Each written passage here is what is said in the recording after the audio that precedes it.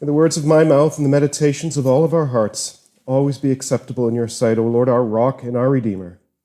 Amen. Please be seated. If you would, please open a Bible on your phone or in a book or whatever you have handy to Genesis 18 or thereabouts, as we'll be moving around that general neighborhood a fair bit. Beginning, first of all, with the verse that the all-wise deciders of our lectionary, that is our weekly readings, decided to leave out of this story. So if you open to Genesis 18, if you go to where our reading ends in verse 14, you'll end on a nice, cheery note with the Lord assuring a doubting Sarah that she really will have a son this time next year. But you'll also notice that there's clearly one more verse to the story, verse 15. And this is verse 15. But Sarah denied it, that she had laughed, saying, I did not laugh, for she was afraid. He said, no, but you did laugh. So the story really ends here with this seemingly trite little back and forth. Sarah, you laughed. No, I didn't. Yes, you did. Right? It's like the Monty Python skit, right? About paying for an argument. I came here for an argument. No, you didn't. Yes, you did. This isn't an argument. Yes, it is. Right? And that's how it ends. The word of the Lord, thanks be to God. And that seems to be deemed by the nearly inspired supreme choosers of our Sunday readings to be somehow trivial or distracting from the message of hope, right? From the message of promise that they want you to see in this passage. And of course, I want us all to see that message of hope and promise too, but I also want us to see the effect that that last verse has, the glimpse we get into Sarah, and therefore the glimpse we get into every single one of us, the glimpse into our frailty, our fear, our doubt, maybe even especially in the face of God's all too wonderful promises.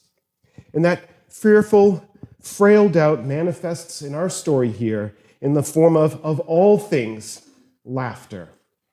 And so that is what I want to talk about this morning.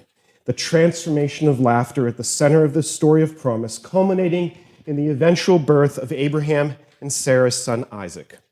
Now, the name Isaac in Hebrew is Yitzchak. I'm guessing one day my son, who shares that name, will be really glad we went with the English version. Anyway, the name Yitzchak means literally he will laugh. In a sense, Isaac, in his very name, is God's little joke on Abraham and Sarah. Now, Sarah actually wasn't the first one to laugh at the idea that she's going to be the first member of AARP to ask about pregnancy benefits.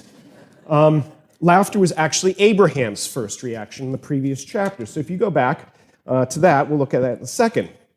If you know the story, you know it's not really an unwarranted reaction on Abraham's part, right? This laughter. Because God promised Abraham an offspring way back in chapter 12. But it's been so long since then, and they've since grown from old to very old. And the story since Genesis 12 has basically been a story of frustrated hope. In chapter 15, Abraham complains that some random servant in his house is going to be his heir. In chapter 16, Abraham and Sarah try to work out a plan B that involves Abraham's having a kid with her maid. And he does. He has a son by Hagar and names him Ishmael. And at this point, they're assuming that's going to have to be good enough. But God comes along in chapter 17 and tells Abraham to think again, right? Turn to chapter 17, verses 15 and following. And God said to Abraham, as for Sarah, your wife, you shall not call her Sarai, but Sarah shall be her name. I will bless her. Moreover, I will give you a son by her. I will bless her, and she shall become nations. Kings of people shall come from her. Then Abraham fell on his face and laughed, Yitzchak, and said to himself, shall a child be born to a man who's 100 years old? Shall Sarah, who is 90 years old, bear a child? And Abraham said to God, oh, that Ishmael might live before you. And God said, no, but Sarah, your wife, shall bear you a son, and you shall call his name Isaac, Yitzchak. I will establish my covenant with him as an everlasting covenant for his offspring after him. It's an amazing picture. Abraham is doubled over in laughter, in disbelief, in borderline ridicule of God in this promise. Properly speaking, when one falls down before the Lord, one should fall down and worship, right? Not fall down and laugh at him. So what does God do? Well, he essentially turns around and makes fun of Abraham. I'm going to have the last laugh, God says, and your son will remind you and everybody else of that forever. And this loaded theme of laughter then continues into our reading in Genesis 18. This time now, it's aimed at Abraham's wife. These three men, evidently angels, divine messengers or something, doesn't really matter because whoever they are, they're clearly from, maybe even we'll look at that in a second, God. Right? These three men appear to Abraham. Right? And to be sure, in early Christian interpretation, they just kind of went wild with this whole scene. They made a lot of hay here about the fact that Abraham sees three persons, but addresses only a single Lord. Right? That is, they kind of saw here a kind of Trinitarian moment. Three persons, one God, as it were. And they picked up on the fact in verse 1, Abraham is sitting by the oaks of Mamre. And the Hebrew root of Mamre is to see. So the idea is maybe it's a vision he's having. Or better still, I think, the sense that Abraham is finally now able to see. He's got clarity, as it were.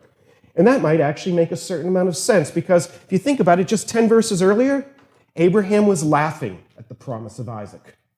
Here, though, when the promise of Isaac is reiterated, here Abraham doesn't laugh anymore. In fact, he seems overjoyed at this encounter. He's actually full of a really weird, strange kind of energy. Look at the passage. Verse 2, he runs to meet them. Verse 6, he goes quickly back to the tent to give Sarah rapid instructions.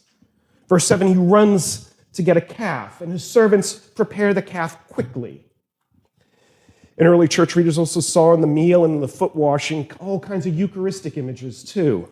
And all this is plenty interesting, but we could get pretty far afield here if we delve too far into it, because the main thing I think we want to see is that Abraham is now clearly, sincerely welcoming the Lord, whom he was laughing at just 10 verses earlier in chapter 17, because now it's Sarah's turn. Note that the first thing of any real import that the Lord or these three men, whoever this image is, these three men say concerns Sarah. Verse 9, they said to Abraham, "Where is Sarah, your wife?" And he said, "She is in the tent." The Lord said, right? Notice the blurring, right? The they simply becomes the Lord, singular. Anyway, let's keep going. The Lord said, "I will surely return to you about this time next year, and Sarah, your wife, shall have a son." And Sarah was listening at the tent door behind him. Now, Abraham and Sarah were old, advanced in years. The way of women had ceased to be with Sarah. So Sarah laughed, titzcock, the feminine version, to herself, saying, "After I am worn out and my Lord is old, shall I have pleasure?" What a sad and yet perfectly normal reaction to what is basically the reality of this situation. In fact, if she had had a happy reaction at this moment, if she had jumped for joy and shouted, "Yippee, I'm going to be a mommy," I think that actually would have been completely insane, right? She would have been crazy at that point. She's 90 years old, 9-0. Clearly, these three dudes, God, whoever's making these predictions, clearly they are just deeply uninformed about just how human biology works. "I am worn out," she says. It's a pretty good translation, actually. The sense of the word is that of like clothing that has been worn down to the threads. "My body," she's saying, "has been worn down by 90 years in this unforgiving world. It's long, long past pumping out any pups at this point." So that's the first reason for laughter in this moment. The promise which God is making here is objectively ridiculous. That she's going to have a kid before the year is out, that is completely and utterly, by all human standards, impossible. You're talking about a miracle here, and most folks, by the time they're 90, heck, by the time they get to half that age, have seen enough of life, have seen enough hardship, have experienced enough failed hopes that they know miracles are few and far between, and that they typically don't make things that are impossible suddenly become a reality. You've lived long enough to know that, sure, you might win a $50 or a free ticket every once in a while in the lottery of life, but you ain't never going to win that $100 million jackpot, and you don't know anybody who has. So that's the first reason for the laughter. What the Lord is promising is impossible. And so maybe her laughing about that is sad, but it's pretty darn reasonable. But there's a second reason she's laughing, and this strikes me as even sadder. Because the thing we have to remember is God originally made this promise to her and to Abraham 25 years ago. Think about that. The Lord originally promised them a child when she was 65. I mean, it was pretty unlikely back then. A couple decades on certainly ain't increasing the odds here. And so they have lived through 25 years of hoping against reality for a child. 25 years of trusting in God's promises of a child with nothing to show. And I'm sure that many of you can or know people who can completely relate to that picture. It took my parents 9 years to have me, their first child. And they told me more than once about the struggles and the hurt involved in that process of hoping and then having your hope dashed again and again and again to the point where they had begun to give up. Think about the hurt that is behind Sarah's laughter, the hurt of frustration, of disappointment, of hopelessness. We so often associate laughter with joy, but there are other types of laughter. The laughter that wells up in resignation and in futility at the cruel ironies that life can throw at you. The laughter that rises up to mock or to scoff or to ridicule or to dismiss. And Sarah's laughter is a combination of both those things, scoffing, it would seem, at the seeming pointlessness of continuing to have hope. She's given up everything to follow this crazy promise of God to her husband. She's gone so far as to even give her maid over as a concubine to Abraham. I suppose that's the ancient equivalent of turning to hormones and in vitro, only to find that that wasn't enough. And so the Lord's question to Abraham in verse 13 is certainly rhetorical. The Lord said to Abraham, "Why did Sarah laugh and say, 'Shall I indeed bear a child now that I am old?' Why? Because it's humanly impossible for a 90-year-old woman to have a baby, and because she feels like she's been strung along for the last 25 years with God's ridiculous promise of one. And now God is just seemingly doubling down on these things. I mean, what the heck, God?" But then God gets to the point, and he addresses both her concerns. Her concerns about the impossibility of it all, and her concerns about his seemingly taking his darn sweet time with making things happen. Verse 14, "Is anything too hard for the Lord?" The word for hard in Hebrew actually has a wider meaning. It can mean difficult, it can mean impossible, unusual, miraculous, even wonderful. And so the Lord is asking, is anything too wonderful, too amazing, or ridiculously crazy impossible for the Lord to do? The answer, of course, is no, I guess not. But still, the Lord operates on his schedule, according to his plans, not ours. And so he goes on to say, continuing in verse 14, "At the appointed time I will return to you, about this time next year, and Sarah shall have a son." At the appointed time. Now, at the simplest level, all he really means is the time that the Lord previously specified back up in verse 10, when he told Abraham that he would surely return at the same time next year, by which time Sarah will certainly have a son. But implicitly, the point is that it is this upcoming year that has been appointed, that has been determined by God to be the year in which the son promised by God to Abraham and Sarah 25 years ago will be born. Now, that wasn't Abraham's ideal timetable, and that definitely wasn't Sarah's, but it is God's. And so he restates this now promised time frame for a son in direct response to Sarah's laughter, to the doubt expressed in her laughter, to the frustration at the heart of her laughter. The Lord here may be speaking, right, directly to Abraham, but he's clearly, really talking to Sarah, because she's the one who needs to be not just comforted in her doubt right now, but confronted in it, and to hear clearly for a second time the promise of a good and faithful God. And her reaction tells you that she got the message about herself and her doubt, but also the message about the goodness of God. Let's look carefully at verse 15 again. "But Sarah denied it, saying, 'I did not laugh,' for she was afraid."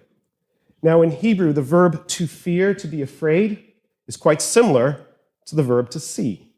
And if you remember how our reading began, it begins with a lot about Abraham seeing. Verse 1, the Lord appeared to, or literally was seen by Abraham. Verse 2, mamre is from the root to see. Verse 3, Abraham lifts up his eyes and sees the three men approaching. And when he sees them, he runs to them. But if Abraham starts our story with seeing, Sarah's going to finish it with fearing, with being afraid. In her hurt and her doubt, Sarah laughs at God's promise, and when called on it and is expressly reassured by the Lord that his promise is coming true within the year, she denies that she ever laughed. And she does so, it says, because she was afraid. Afraid of what? Well, in the first place, clearly she's afraid simply to be honest with God. honest about her doubt, about her frustration, about her hurt. In short, she's afraid to be vulnerable.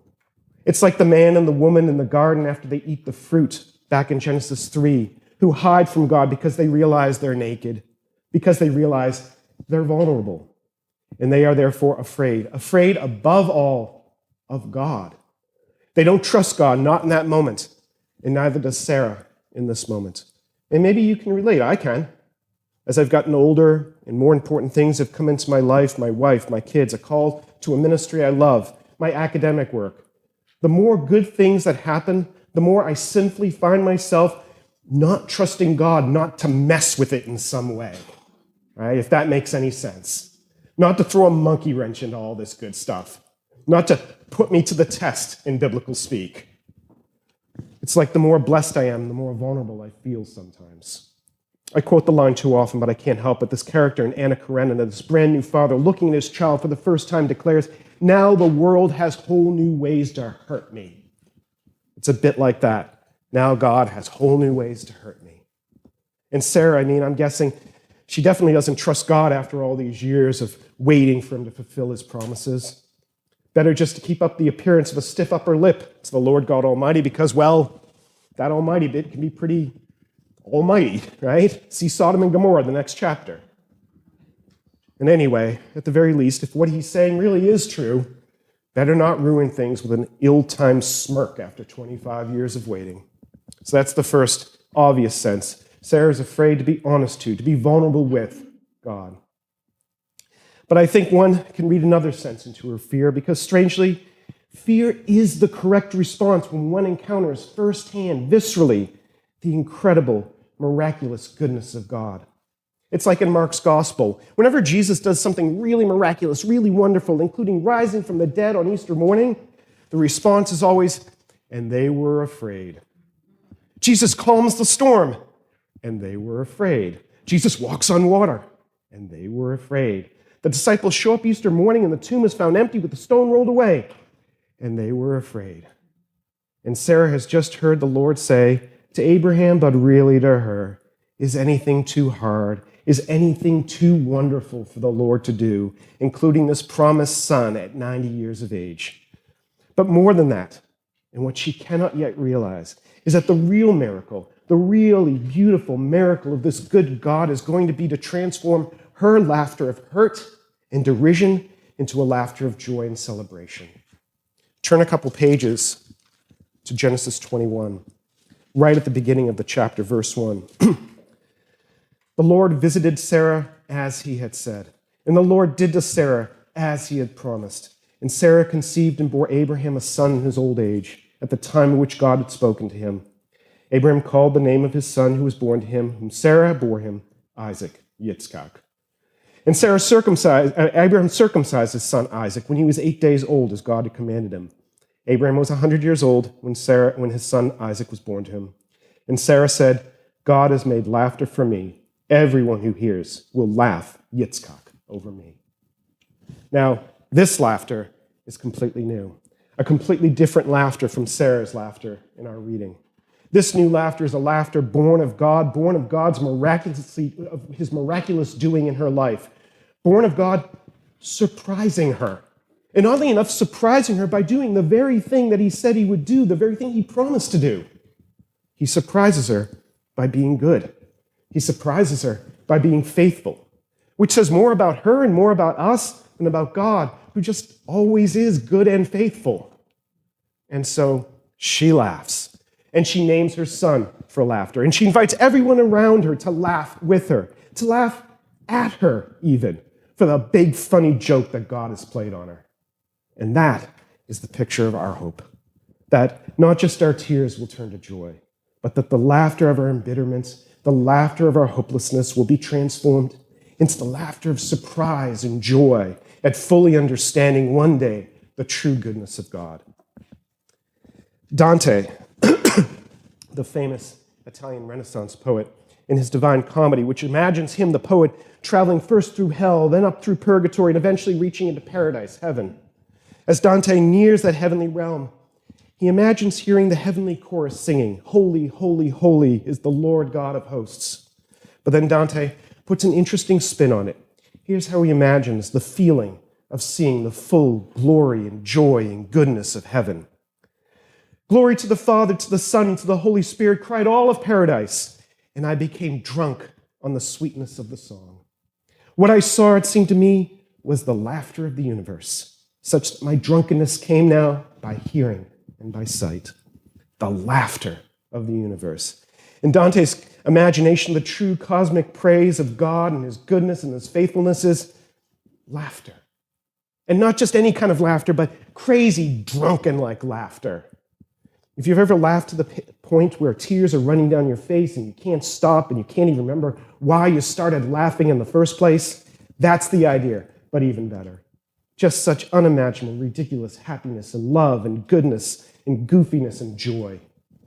And Sarah, on that day, in the 9th decade of her life, holding her newborn son in her arms, is a picture, is a glimpse in this world of that inconceivable cosmic joy and laughter that will one day be our inheritance. Laughter at all the prior stubbornness, laughter at all the prior doubt, laughter at all the wasted time and foolishness spent not trusting in the goodness and faithfulness of God. Laughter of the joy that is all past. Laughter at the surprise of the sheer incomprehensible goodness of our God. Laughter simply at the happy fact that God was always going to get the last laugh. And if we get that now, in this life, the good news that God truly has the last good, faithful laugh over your life, it frees you to laugh a little like that even now. Like a kid again. Think about it. Kids laugh at the stupidest things. Those spinning things on playgrounds that just make me nauseous and want to throw up. Kids laugh hysterically on them. I'm pretty sure they get nauseous on them too, but they just don't care. They think it's all hilarious. And so they laugh. It's a belly laugh of sheer delight and the newness of life and the newness of everything that emerges out of pure, honest, unsullied joy. And the truth is, for the Christian, every single day is a new life in Jesus Christ.